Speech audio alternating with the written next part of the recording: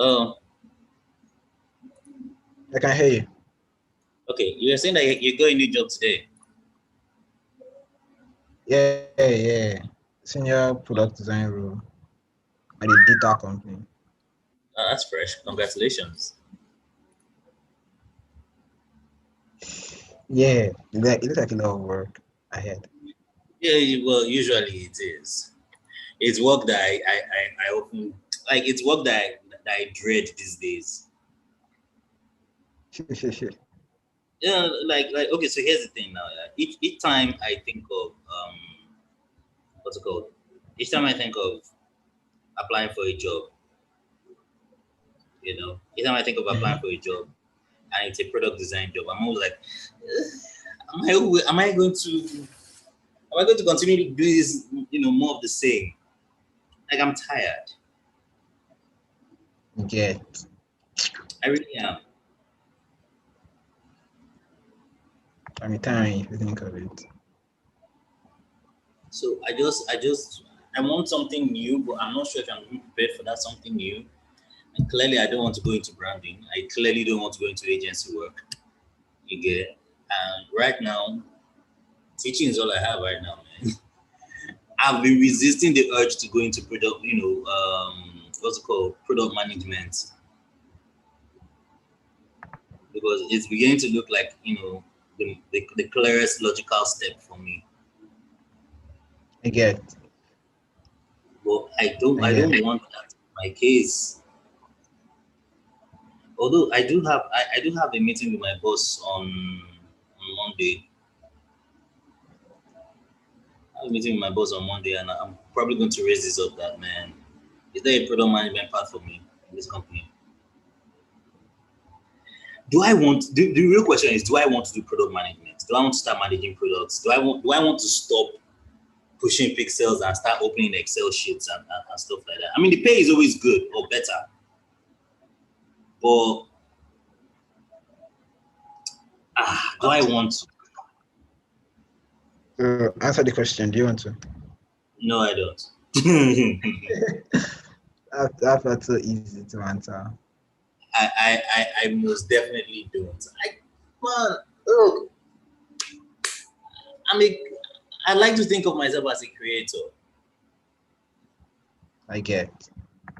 If I sit down behind, if I sit behind Excel sheets and client interactions and product specifications, and I can't shine there. I can't function there. Understand. It's crazy. All right, is it time? I've sent you the link here. Have you gotten it? Yeah. I already broadcasted it. You could broadcast from your own end. Okay, all right. So let me do my bits. And then we could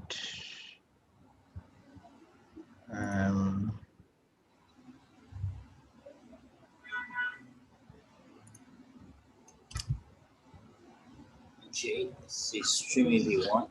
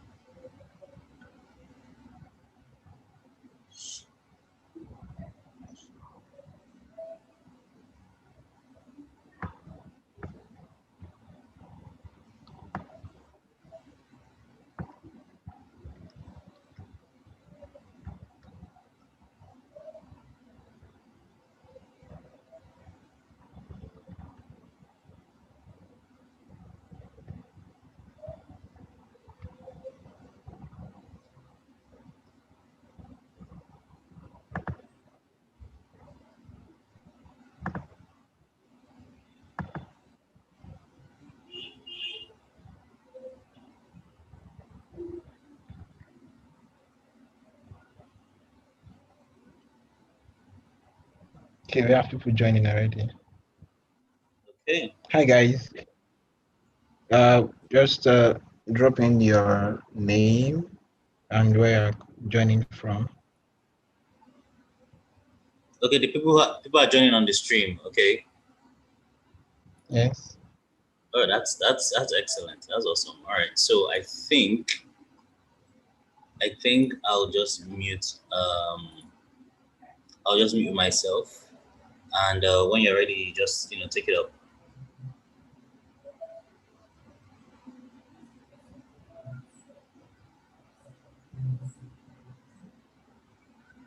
All right. Are you sharing the Zoom link too? Oh yeah. Oh okay. Let me see if I can share the Zoom link as well.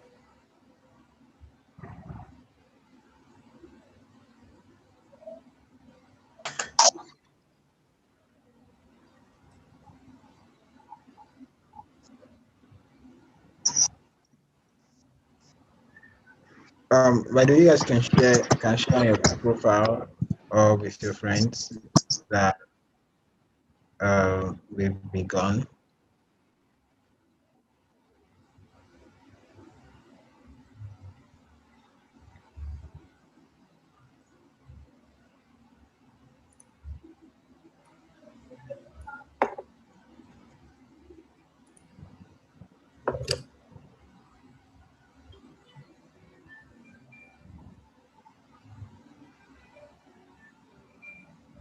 Oh, Zoom is sending me this really cute thing.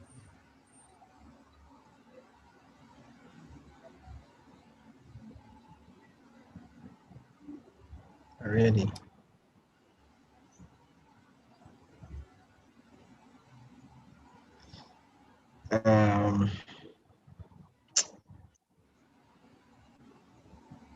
We should have shared this link earlier.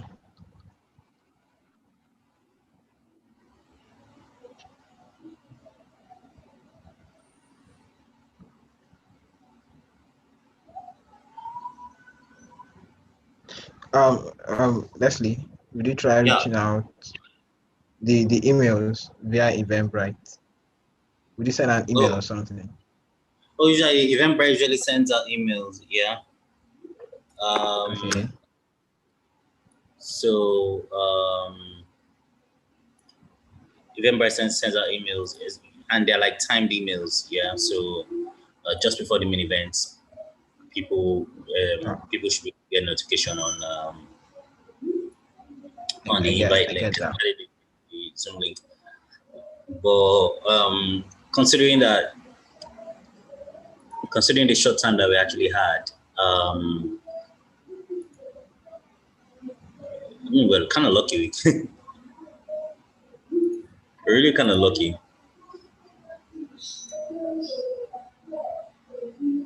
Hi. Okay, let me see if there we go.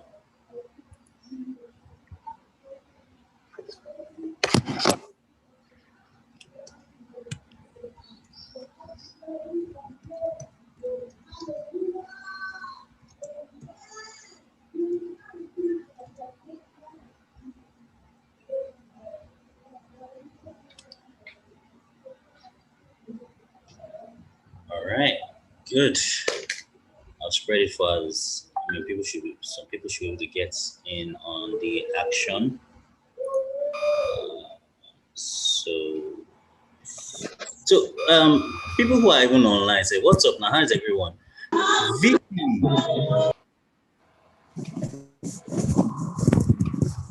Victoria.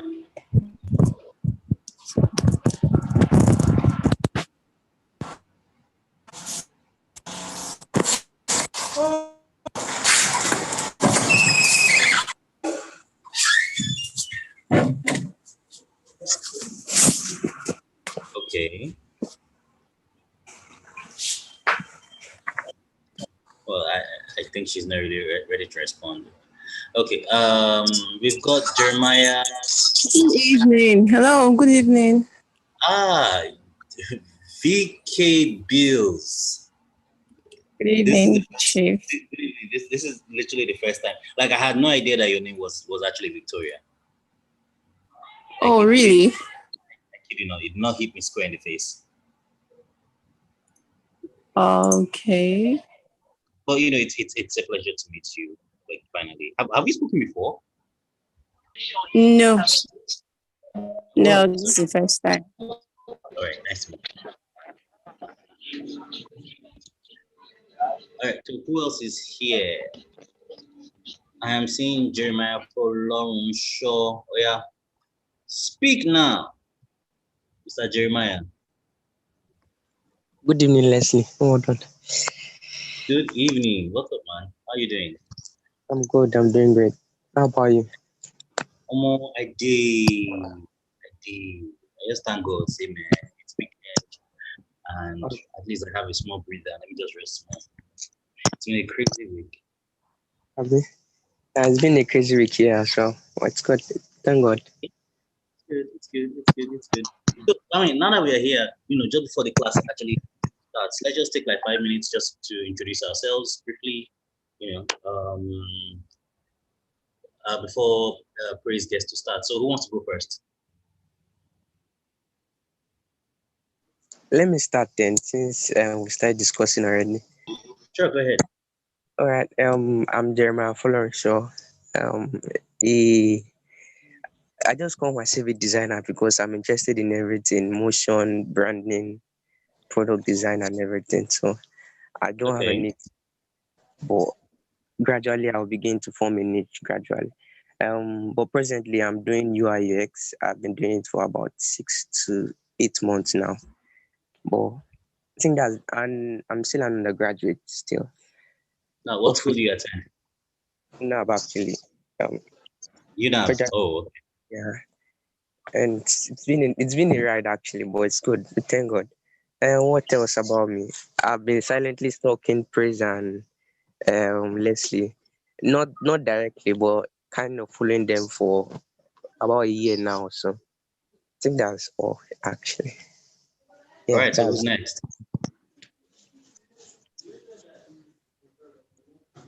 Hello, good evening, everyone. Good evening. I am Hajara by name, an aspiring UI UX designer.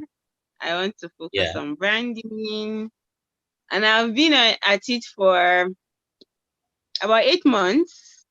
Wow, that's I'm cool. a mother, a teacher, and a Canva enthusiast. You teach? Yes, I do. Yeah, well, I mean, obviously teaching in school, but is it like primary school, secondary school? Secondary school. What course? And then I teach Canva design online. Okay, cool. That's about it. All right, nice to meet you, Haja. And I've been following you on YouTube. Your videos have been helping me a lot, but I'm yet to get where I want to be. But I know slowly but surely I'll slowly but surely, man. Keep at it. Nice to meet you too. All right, so who's next? We don't really have much time. Let's just keep it under 3 minutes so that praise can start. I think that more people are joining in, so it's going to be like an endless loop of introduction. Yeah. I think more people are joining in, so it's probably going to be an endless loop of introductions. So we'll probably just dig into it. Yeah. Okay. All right. I think that's the best approach. So praise, over to you. Let me share my screen because one way or the other we have. Yeah. So apparently there are now new features on Zoom and Google Meet where you can break into rooms. You have this thing called breakout rooms or something. Please do tell me if you can see my screen. Yeah, we can see your screen. Go ahead. All right, cool. That makes sense. Yeah. So hello everyone. Welcome to my free webinar session where we'll be talking about how to master one of the age-long skills in design, and that's making the logo bigger. And the title of the entire webinar really is funky English for how to manage client reviews. I mean, making the logo bigger is one of the most, it's one of the most famous client reviews that we've had as designers, whether we are brand designers or we are product designers. There's always this dread. We always dread the fact that when we submit work, that client is going to tell us to make that logo. Like, even if nothing is wrong with the design, they know that by default the logo is small. And amongst a lot of other variants of design, what we're going to talk about today, what I'm going to share with you guys, and what I'm going to try to answer, questions I'm going to try to answer will be centered around how to manage that phase of your design process. I'm going to start with a story. So sometime last year, I had this client I was working with, and I could remember that we had shared. This was 2 years ago. Yeah, 2 years ago, 2019. We had shared, the first draft. They had approved. The first draft was really around strategy, and they had approved it. And then the second draft was going to, have the identity redesign. And then we were going to share that. The first thing they said was, "Where's our logo?" And we're like, well, we discussed the fact that we're going to have to rebrand your logo and everything. They're like, yes, we saw that, but we're not seeing our red, gray, and orange again. Where's our orange? Where's our red? Where's our gray? And I said, okay, would help them infuse it. So we infused it and sent it to them. Next thing is make it bigger. And then how designers are now. We fight. No, you can't make it bigger. It's going to contain space. Or it's going to contain love. It's going to be misaligned and whatnot. The client said, okay. And it felt like as if we had won the argument. Only for us to finish the project and notice that the client totally reverted back to their old design, like old design across board, logo, website, company profile, everything went back to their old design. And there's nothing that's more painful to a designer than getting paid for something and that's not getting used. I don't know if it's not painful to you, then you're just like a fraud. But yeah, it's like really painful. But then it got me thinking. That was years ago. It got me really thinking. What exactly went wrong, right? At what point did we miss it? Because the same sort of scenario happened with another client, with the same context and same response from me, and we had a different reaction. In this case, the client accepted and listened to us. But now, in this case, client didn't accept and listen to us. What exactly, was the difference? And I think that what I would say is the driver for responses, reactions, and reviews really is experiences, right? I have found that the experience of your client is what determines what reviews and how you navigate through that is you understanding or you acknowledging that they have experience, right?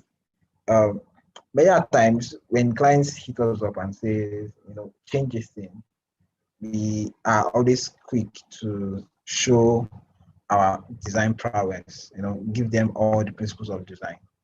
And yeah, we seem to forget that these guys have probably, been in a,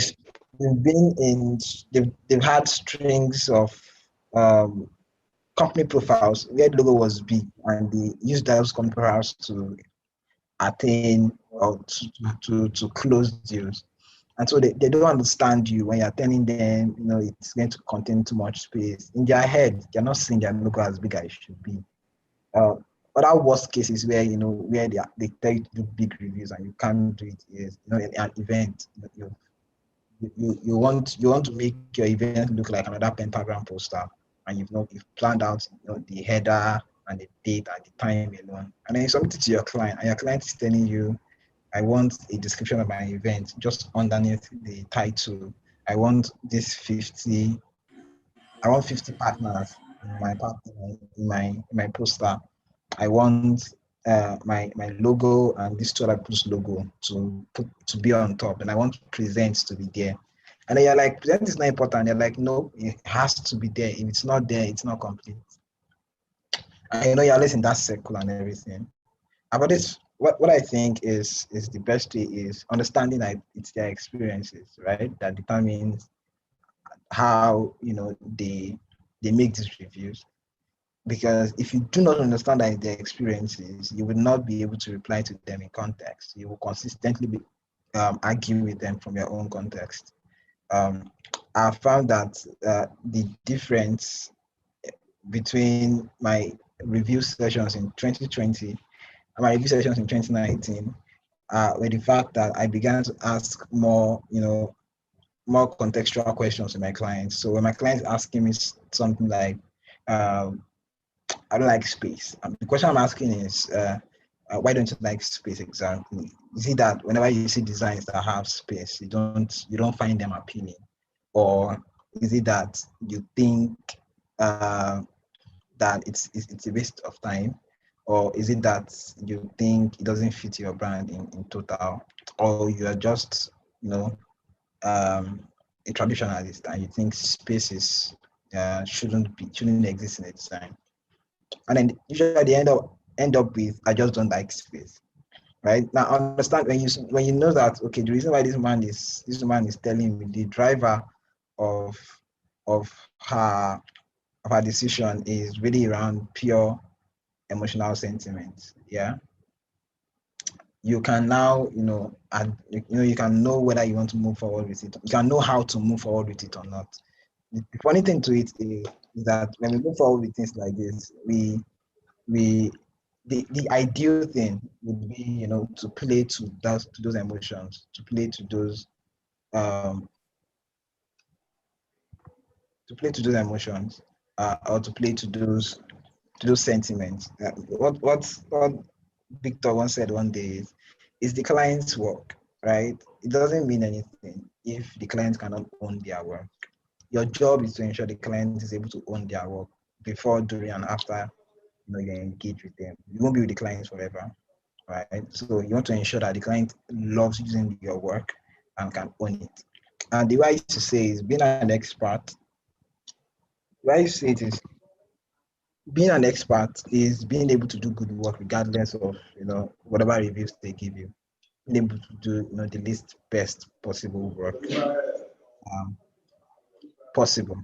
So first way is try and understand their experiences in context. Try and figure out what exactly is driving that decision. So instead of clapping back as fast as possible, you're trying to really understand why exactly are you asking this question, right? So that last year in November, I had these retainers where most of what I was doing was around content management and content strategy. And I could remember that one of the things all my deliverables was creating social media creatives. And at the beginning of the project, I would do a couple of social media creatives and deliver. And on everything, I would hear no, no, no, no, no, no, no. And I asked her, I said, okay, what brands do you like? She said she likes, she mentioned top brands, Fenty, Balmain, the top brands. And in my head, I'm like, okay, we're on track. And I'm like, if you like these brands, it means you like their designs. She said yes. And I was like, if you like their designs, why exactly don't you like your designs? And then she says something. She says, because they are big brands already, so they can get away with it. I was like, well, you can also. It's just a matter of time. And the reply she gave me is, I don't have time. I'm like, okay, so what catches your fancy? And then she says, pictures. I want pictures. I want pictures. I'm like, okay, no problem. Pictures it is, right? And it saved us, I mean, not like we didn't argue, but it saved us an unnecessary amount of stress. Rather than me, changing compositions unnecessarily over and over and over and over and over again. Why she just saying without me trying to understand, why she's refusing the design. So yeah, understand what's driving that decision. Usually it might be something that you can handle with a don't worry question, right? I got one example. I worked on the logo last year, and while I was working on the logo, I had chosen a particular color palette. But then while I was working on the brand guidelines, I noticed that the color palette would be immensely misrepresented in print if left to Nigerian printers. And so I updated the color palette to a much more vibrant color. And then I shared with him an update. And he replied and told me, I already like the previous color. Why did you change it? I asked him a simple question. Why do you like the previous color? He said, well, it feels, it connects with him great. I said, okay. And what about the new color objectively? He says, the new color is fine, but he prefers the old color more.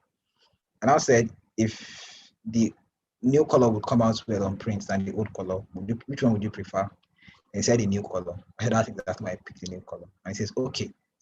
Right? So sometimes you can swerve them in terms of their interests and preferences, understanding what's more important to them and playing to that importance. Or you can figure out exactly what is that pillar of preference in their head that is unshakable, and you yourself compromising to that. It's like a boyfriend-girlfriend relationship. Sometimes you compromise, sometimes they compromise, right? But I think the gold in review sessions is compromise, right? Someone has to compromise at the end of the day.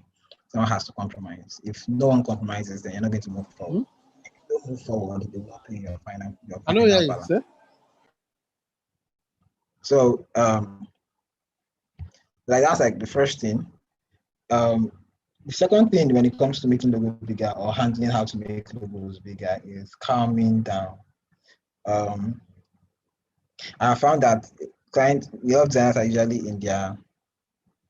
in their element, right? But they feel like they are constantly in a zen mood. Nobody can touch them. Nobody can tell them what to do, how to do what to do. And it's usually really worse, especially when the person who is telling them to do something is also another designer like them. And if you'd ask me, I would say if you calm down, right? Calming down doesn't just save you from saying the wrong things or saying balderdash when you're talking when you're talking in a review session. Calming down allows you to be able to see all the possible variables. The first thing is you can be wrong, right? In fact, making the logo bigger can be the right choice. But if you are not calmed down to measure these variables, you will not notice, right? So you need to calm down. You need to take a step back and look at it. How do I describe it? Give a thought look at your work. Give a thought look at what your client is saying, and just listen to it. Even if you're angry at them, listen to it. I try not to reply reviews when I'm angry or frustrated. Although I tell people that my worry is in my head. I can do worry in my head and say, no, I'm not talking to this client again and everything. But the moment I'm in the call or on a call with the client, the main goal is to de-escalate the issue. The main goal is to speak with the client and find every way possible to tone down tone down the matter and move forward, because conflict helps no one, to be honest. So yeah, the next one, the third one, what I would say is document everything. And this is the part where everyone is always in trouble. Document everything. If a UX designer, one of the biggest thing you come across is scope creep, right? It means that you have agreed on a certain list of features, and then 4 weeks into the entire project, they're giving you like 7 more features to add. And you don't even know where to stop, because the way they do those features, it looks small. You're like, okay, add this small thing, and then 4 weeks into it, you're like adding 7 to 8 more features. How do you deal with scope creep? The way you deal with scope creep is documenting everything. I've already said that it is very easy.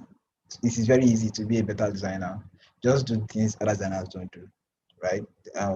Designer market is so saturated when it comes to service offerings, and when it comes to how people offer their services as designers, and when it comes to how they engage with customers or clients, it is very, very, very saturated. It means that so many people do things the same way, and you just have to tweak your own a little bit to stand out. I've never seen. I'm not sure I know any market currently that's as easy to differentiate like the Nigerian design market. One of the ways you can do that is by documenting. How you document matters, right? Currently, I use Notion. I use Notion for most of my documentation, whether it is brand or product. The last project I did was for 2 months, and what I did was, whenever I had a call with a client, there was always, my Notion document is a multi-page document, so pages are links to pages. I think I might probably show you a glimpse of it after this, so you guys have an idea of how it looks like. So pages are linked to pages. I have meeting notes, I have projects, and I have project tasks. So whenever I meet with a client and then we have a meeting, it means a meeting notes will be created. The meeting notes will be linked to a project and a client. And then the client has access to the project page. So it means that at any point in time, the client can open the project page to see what deliverables are left, what deliverables were agreed, and the timeline, where we are currently, what tasks are currently ongoing, what tasks have not been begun, what tasks have been completed. And he can comment on the page, and we can discuss just on the page, right? Also, whenever we have meeting notes, he can review what we talked about in the meeting notes and add his comments, remove his comments where necessary, without even having to create an email thread or whatever.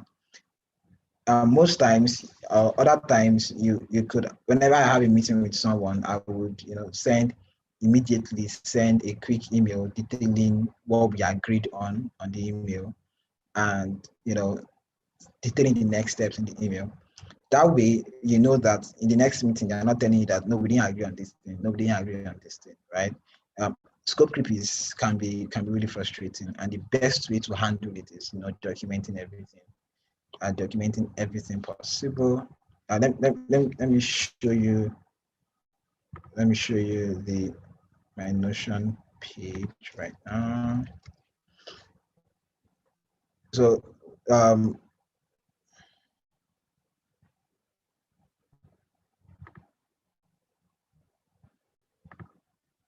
so Notion is basically like a free page, and if you open my Notion, you'd see a client overview, right? You then see almost this client. This is like my list of clients from 2020. Then you see every client that I've worked with or who has approached me. You tend to see the service offerings I offered them, people I partnered with, my team, people I worked with on the project, what kind of project it was, the client ratings. This is just my badge and inshallah, who referred me. That way, you can look at who you want to reward, who you don't want to reward. You can see how they met you to like, you know, a mini, what would I describe it as? Like a mini insight database to know. I use this to actually gauge my brand. So that last year I said something around my brand's strength is going down a lot, and that was really around the fact that I had less people via friends or word of mouth, and I had more from social media and projects really. And I felt like, you know, we could probably improve this the way we could. And then under each client, you would see the amount of projects we've worked on overall. So if I had a meeting, right, I would, you know, create a meeting note mostly. And then whenever I created a meeting note, it would immediately link to a project name. In this case, we have this is our project name, the name of the project, and you have, you know, information about the project, resources on the project, schedules, drafts, deliverables, timeline. And I think under the timeline, you could see that currently it means that there are no pending tasks according to the filter here. That means there are no pending tasks. Well, mostly, right, it will have, you know, tasks that have not been done yet, tasks that are currently up next, tasks that are in progress, complete another review. And you can see like my chat with the client here saying, you know, the other priority goes from 1 to 5, and so on and so forth. So if you're wondering how the tasks will look like, they're like this. Yep, they're like this.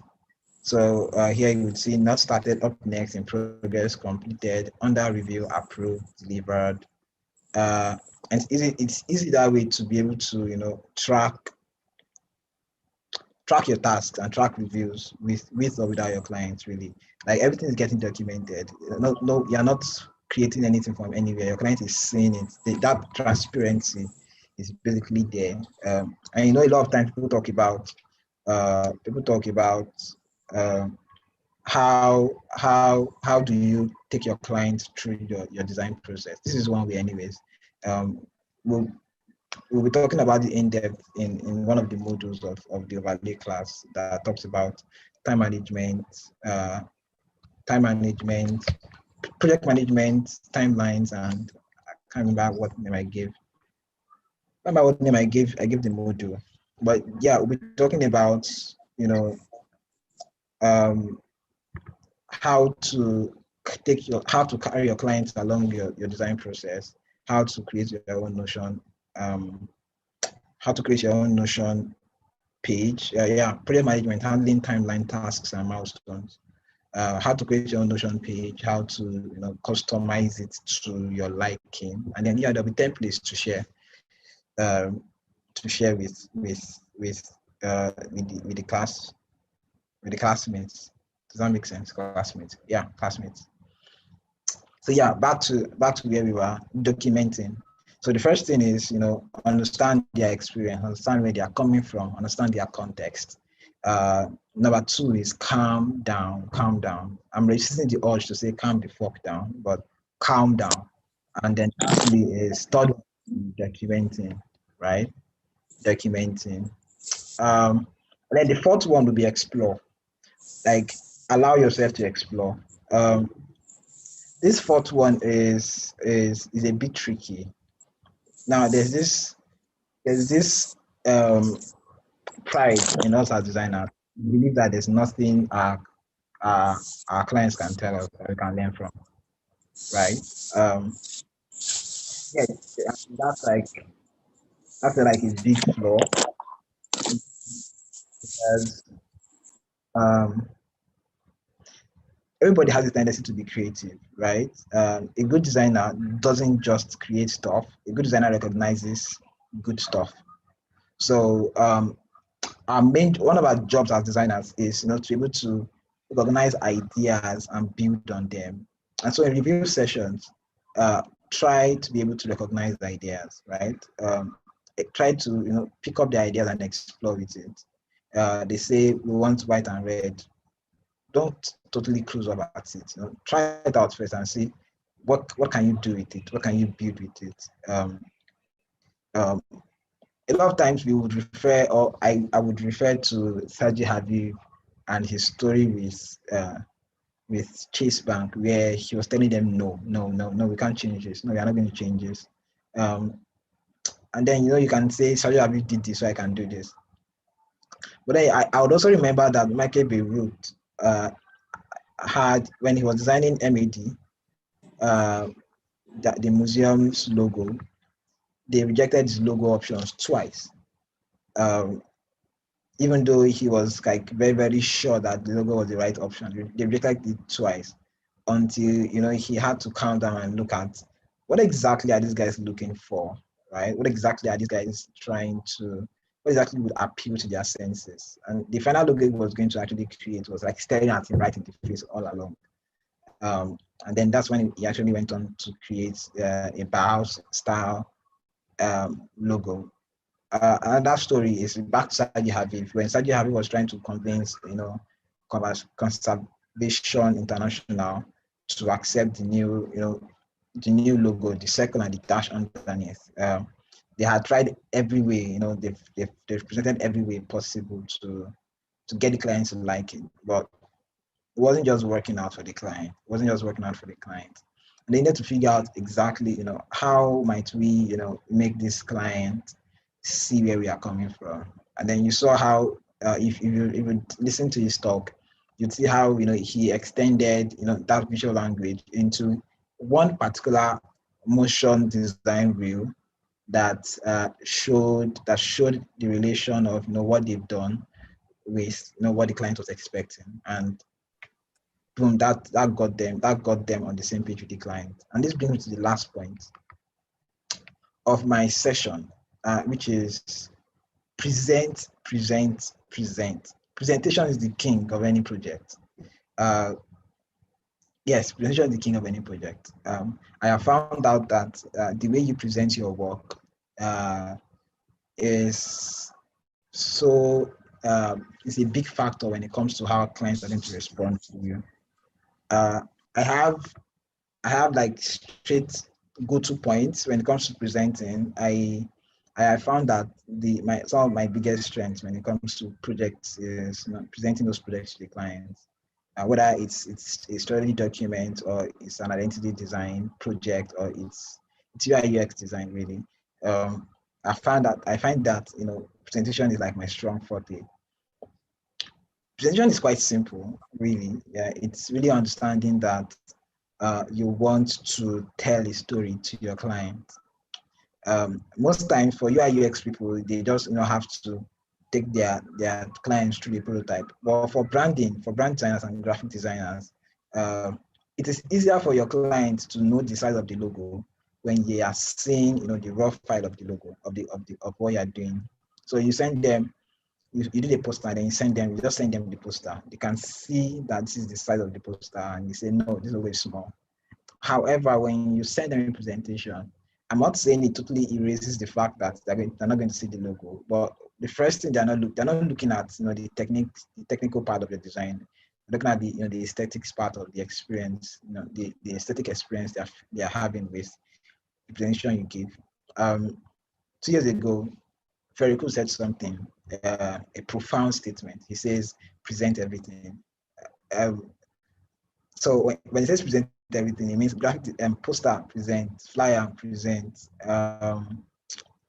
almost anything, just present. Even if it's going to be 3 pages or 4 pages, present it nonetheless, right? It changes everything. It changes how they engage with you, changes how they respond to you. It changes the review session overall, really. So yeah, present everything. And I see presentation as, I believe that when in the freelancers world or even in the design business world, there are experience touch points that your clients have when they are engaging with you as a designer. And one of the peaks is during the presentation stage, right? You don't talk to your clients a lot you don't really engage with your clients a lot throughout the entire process, apart from the beginning part where you have that initial conversation with them, the middle part where you probably just threw ideas around, Then the main part is not that presentation part. That part is where they're trying to make an impression based on the current state of things, and that's like an amazing opportunity for you to spike up your experience, because people only come back because they enjoyed working with you, not because you did just great work, right? Because they enjoyed working with you. The way they explain it is, and he did great work. He did great work. He does great work. He will do great work for you. Great work in the sense that I enjoyed working with him. I enjoyed how he put his energy into my business. I liked it, and he's going to do the same thing for you. I think presentation works. I think presentation hits the roof for anyone, for anybody really. It helps you break the ceiling when it comes to creating experiences with your customers. Last year, I changed the way I presented my project. I would usually do PDFs and just send PDFs to them, and then gradually I began to start thinking of why not can I make their presentations, can I make it more interactive? An example would be um, this project I did last year. It was a book project actually. So initially I designed the back cover. Initially I designed the back cover, and I had delivered this to him saying, this is the back cover. I can't find it. Weird.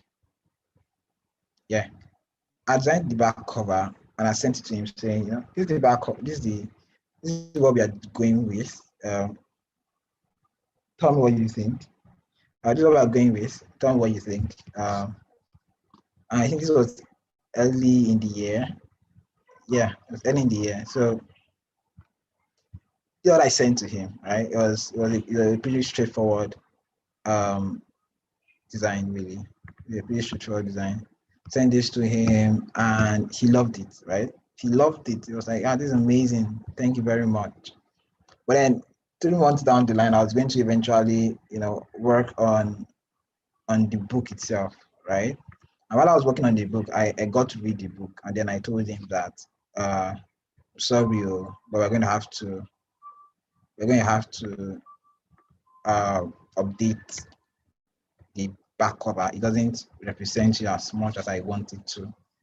And he was like, he really loves the back cover. How can I convince him to change it? How can I convince him to do something better? And so one of the things I would go ahead to work on would be a new presentation, and then I designed it on Figma, where he could click around. That was the idea. He could click around and feel like he feels like he's the one presenting to himself. He's controlling the presentation. That was the main idea, and that I feel like that idea alone has like increased. I mean, I've always had 100% presentation rate. It means that when I present once, it goes straight to production. I barely have reviews, and that's because I think I do presentations great. But it increased, the experience levels of my client. So if my client had a 4/5 experience level, now they were having a 5/5, right? So yeah, so we had this, and yeah, I had the arrows telling him, okay, you can click on the arrows to move next. So he would move on next, and you would see this info part where it talks about what that particular page was all about, aside the explanation on the right. And then he will read what's on the right and then move on next. And then I told him, why that attempt to change your cover, give another example so he could see exactly what was going on. He could feel like it was in a space, something that he was controlling. And then we continue, moving forward gradually, and then presented the new redesign.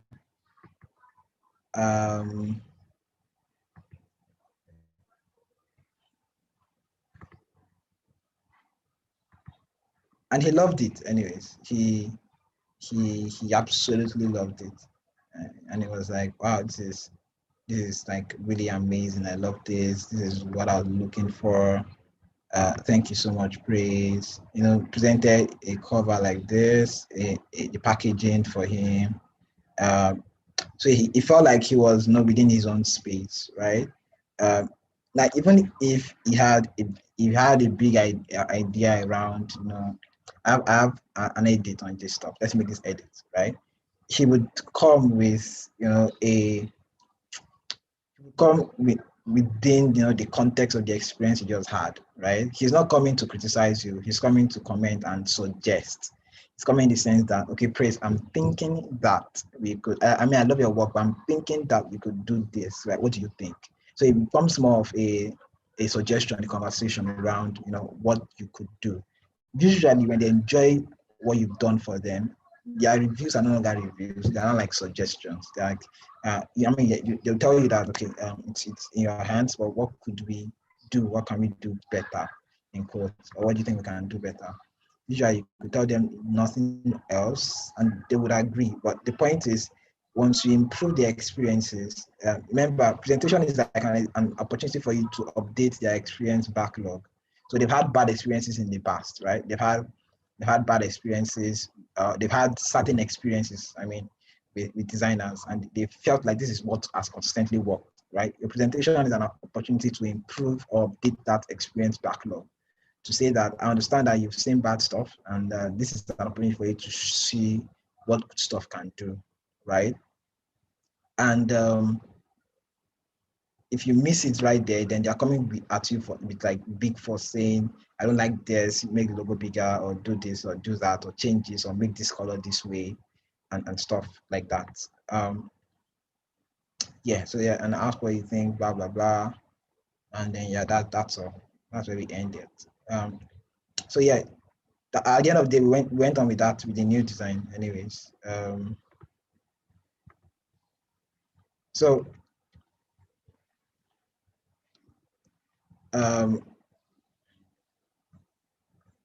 lastly is, and then finally is, what if you do all of these things and then they still don't budge?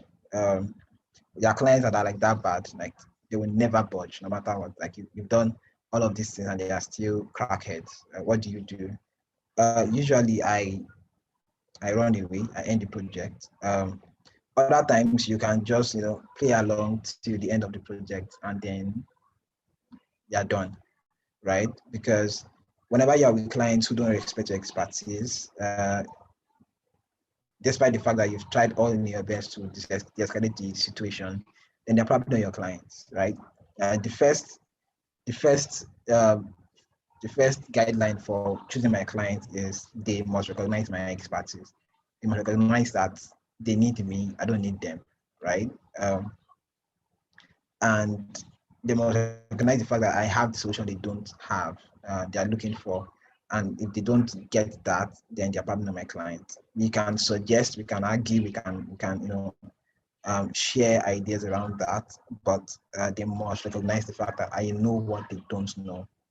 So if your client doesn't recognize that, then they probably shouldn't be your client in the first place. So if you've done all of these things that I mentioned, you mentioned earlier on, and you still have clients who are still holding on to their ego, then you should probably drop them off as soon as you can. Any questions?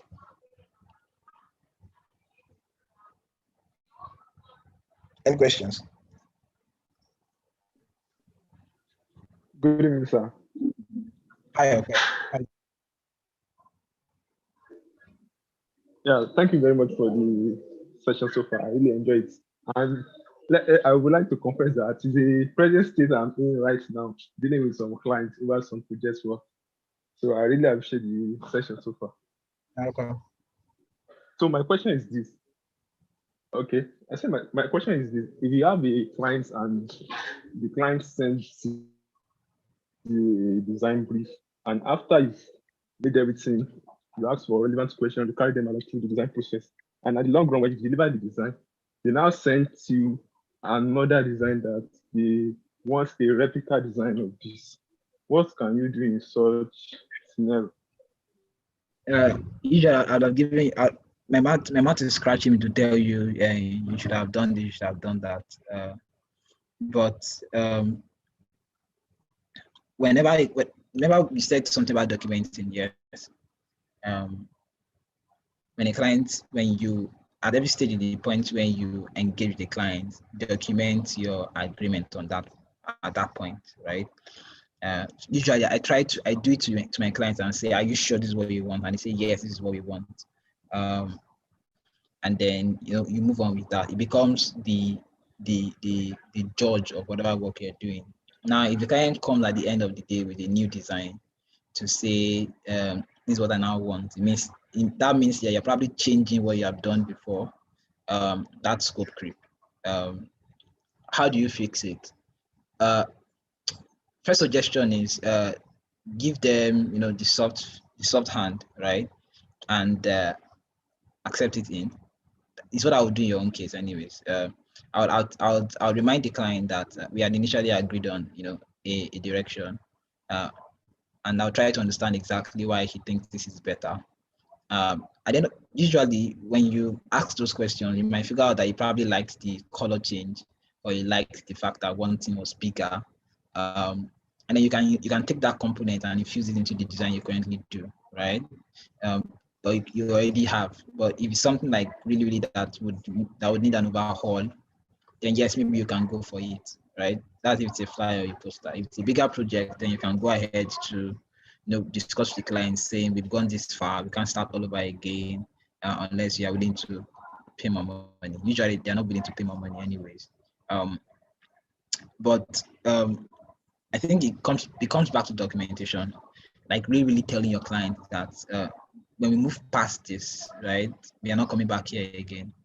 I think I had this client last year.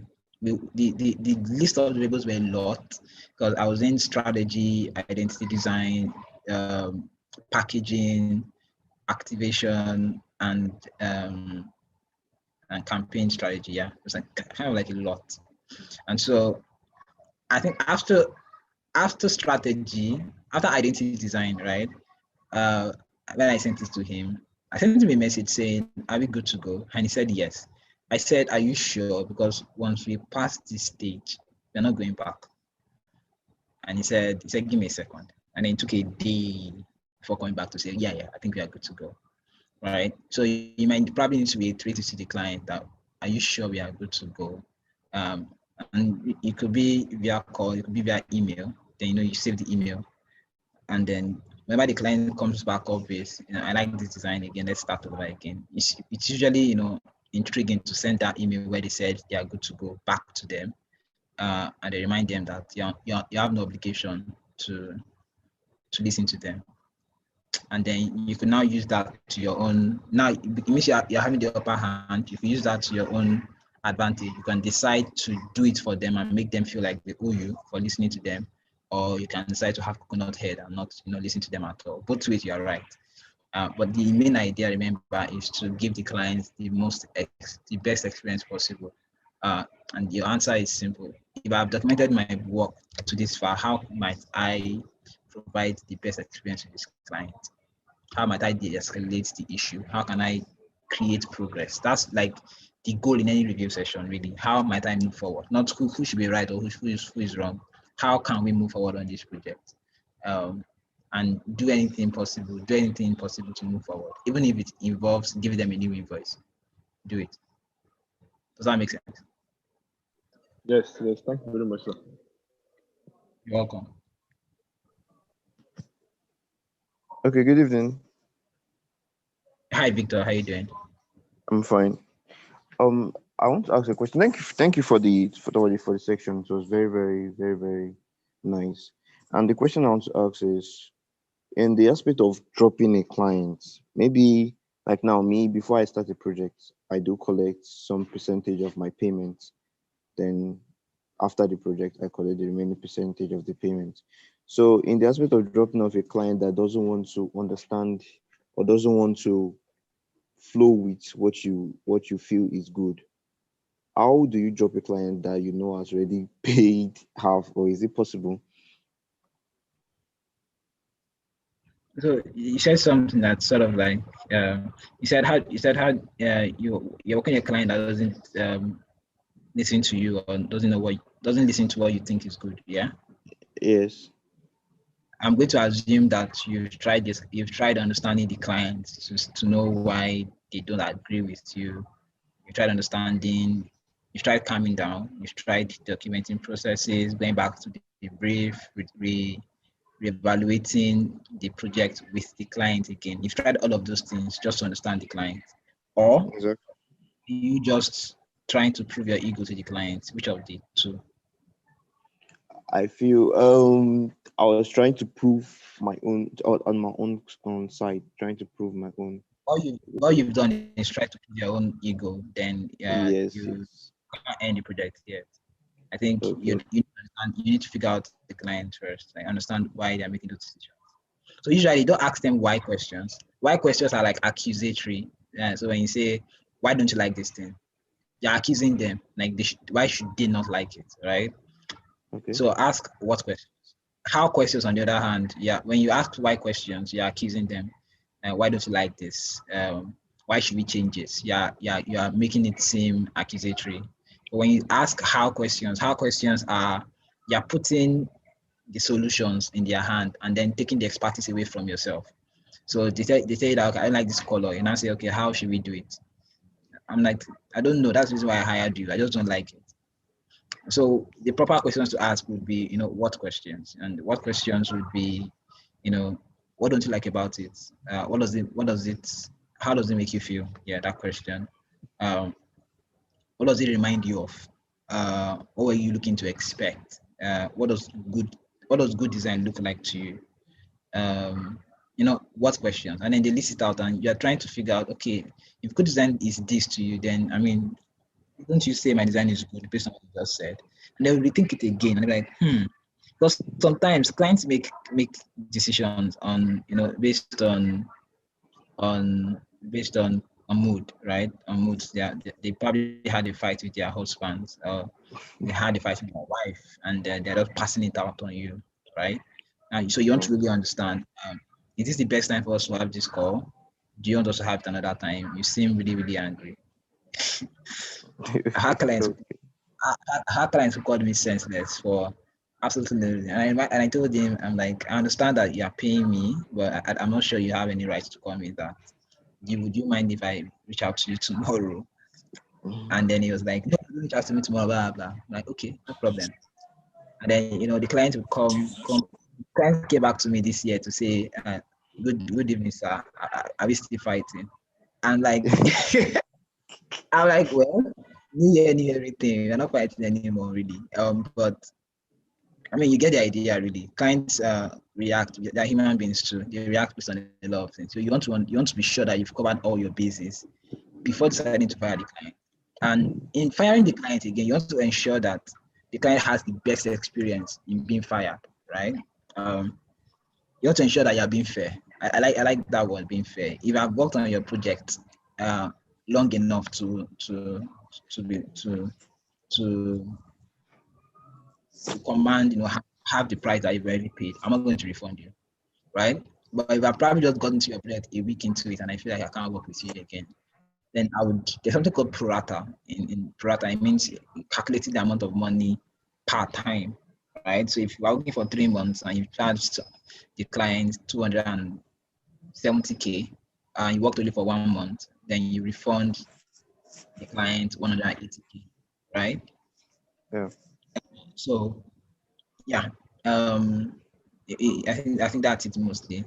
Understanding, ensuring that you've covered all the bases before firing the client. Like you've tried all your best, you've exhausted all ways possible to de-escalate the issue. That's the only time you are allowed to fire the client. Okay. Thank you very much. You're welcome. Any other questions? YouTube stream.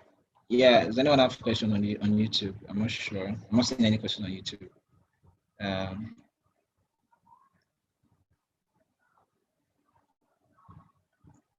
Anyone? No one?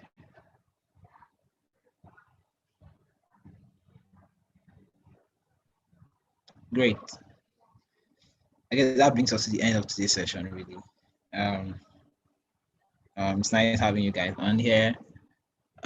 Again, before let's sleep bites me. If you're interested in Overlay has 2 courses starting next month. The first course is a UI UX course, and the second one is a brand design course. Both are incredibly cheap for the amount of value you're going to get from them. They are 2 days a week. Yeah, 2 days a week for 8 weeks. For the brand design course, which I'm sure of, is the fact that the first 4 to 5 weeks are theoretical, where you learn the nitty-gritties of brand design, and then the last 4 weeks are completely practical, where you're building, probably working on a live project or a studio project. You're building a project from start to finish with one-on-one coaching through the logo building process. I think it costs 35,000 for 8 weeks. If you're paying once, if you're paying twice, it costs 40K, 20K each for each payment. Registration ends in 1 week. So if you're interested in being a better brand designer, you should definitely enroll. Because one of the things I know you definitely get is that Notion stuff I shared. You definitely get the template. I'm currently working on a template around that. You get the template for the Notion document. You get not thousands. Sorry, you get dozens of my easy to go templates around pitch decks, proposals, portfolios, presentation styles and skills, how I create my presentation, what time are the classes for brand identity module. So the classes are on Saturday and Sunday. The time would be in the afternoon, mostly between 12 and 2. So yeah, you get access to how not formula per se, but how I design presentation. I design how to create logos, define a brief, how to build an experience journey for your client as a designer, how to make your client enjoy working with you, amongst many others. That I think you learn on the brand design class. I can't wait to host you guys on it. And then Leslie is going to, as usual, this is the second cohort he's holding. He was going to handle the UI UX aspect of it, where he teaches in detail how to introduction to UI UX or product design, how to to build your user interfaces. So yeah, I'll be looking forward to you guys joining us in our second cohort. Thank you very much for joining this class. See you when I see you. Take care, guys. And anyone has questions can just ask it on Twitter, please. Take care, guys. Have a nice day. Bye-bye.